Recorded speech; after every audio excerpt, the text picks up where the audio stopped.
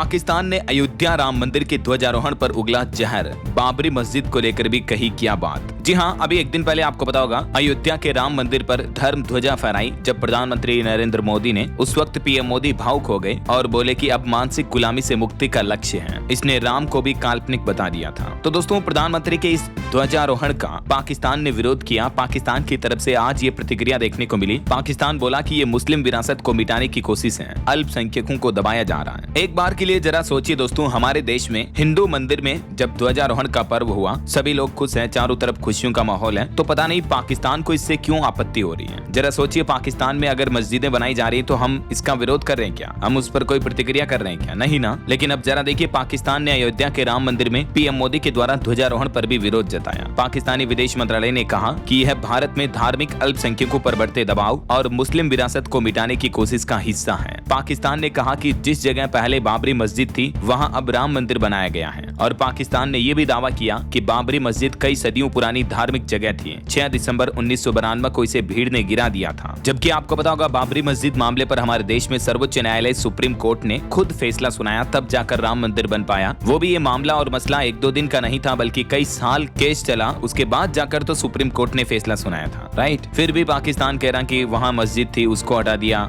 मतलब भारत के मामले में पाकिस्तान को इस मुद्दे पर बोलने का ही क्या हक है, जरा सोचिए आप। और पाकिस्तान की हरकत तो देखिए, सिर्फ यहीं तक आकर नहीं रुका पाकिस्तान, बल्कि राम मंदिर पर फहराए गए ध्वजारोहण से पाकिस्तान को इतनी मिर्ची लगी कि मुस्लिमों को लेकर उसने यूएन से भी अपील कर दी। जी हाँ, लिटरली इस मामले में पाकिस्तान ने यूएन से दखल की मांग की। पाकिस्तान ने कहा कि भारत की अदालतों ने बाबरी मस्जिद गिराने के आरोपियों को बरी कर दिया और उसी जमीन पर मंदिर निर्माण की इजाजत भी दे दी। यह अल्पसंख्यकों के साथ भेदभाव का बड़ा उदाहरण है। पाकिस्तान ने आरोप लगाया कि भारत में धार्मिक अल्पसंख्यकों, खास करके मुसलमानों पर दबाव बढ़ रहा है। भारत की कई ऐतिहासिक मस्जिदें खतरे में हैं। मुसलमानों को सामाजिक, आर्थिक और राजनीतिक तौर से हाशिया पर धकेला जा रहा है। और अब पाकिस्तान ने अंतर्राष्ट्रीय समुदाय से ये अपील की कि वह भारत में बढ़ते इस्लामोफोबिया, नफरत और मुसलमानों पर हमले पर ध्यान दें। उसने यूएन और अंतर्राष्ट्रीय संगठनों से कहा कि वे भारत में अल्पसंख्यकों के धार्मिक स्थलों और उनके अधिकारों की सुरक्षा के लिए कदम उठाएं। जबकि उल्टा दोस्तों, भारत पर ये झूठा आरोप लगाने वाले पाकिस्तान में खुद बड़े पैमाने पर अल्पसंख्यकों के साथ हिंसा की जा रही है। अभी हालिया अमेरिकी रिपोर्ट के मुताबिक 2025 की इसी साल की पहली 6 माही में ही पाकिस्तान में अल्पसंख्यकों पर कई हमले हुए, धमकियों की घटनाएं हुई, लेकिन वहां की सरकार ने दोषियों पर कोई कड़ी कार्रवाई नहीं की। 2023 का भी एक मामला है। एक चर्च जलाने के आरोप में पकड़े गए 10 लोगों को हाल ही में अदालत ने बरी कर दिया था। पाकिस्तान में अक्सर हिंदू और ईसाई लड़कियों के जबरन धर्म परिवर्तन और जबरन शादी के मामले सामने आते रहते हैं, खास करके पाकिस्तान के सिंध और पंजाब इलाकों में। जरा सोचिए, खुद श्रीमान बैंगन खाए और औरों को परहेज बताए, वही वाली गत होगी। जबकि हमारे भारत में तो आपको पता होगा, हमारा भारतीय संविधान खुद ये कहता है। आज तो हमारा संविधान दिवस भी है, मैंने आपको इस टॉपिक को लेकर वीडियो भी डाला था। संविधान कहता है कि